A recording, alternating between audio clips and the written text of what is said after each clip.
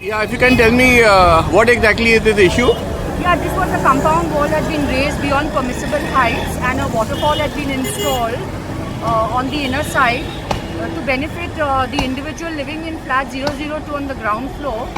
It is really shocking that the complaint was lodged for this structure and the multiple unauthorized constructions of the committee members of this building in 2011.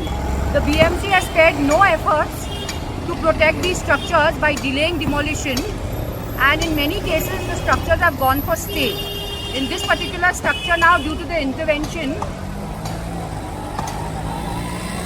in case of this particular structure, due to the intervention of the Office of the Municipal Commissioner and my concerted effort to follow up with him, I have managed to, he has intervened to see that the demolition takes place as per schedule and that offenders don't get a chance to approach the honorable courts for stay.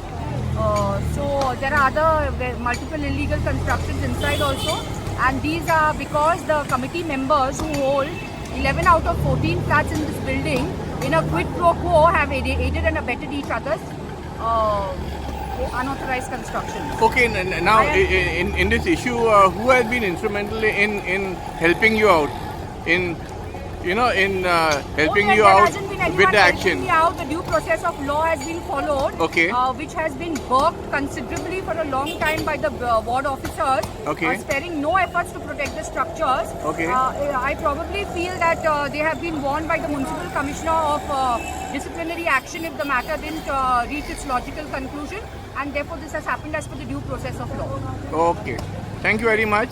Yeah.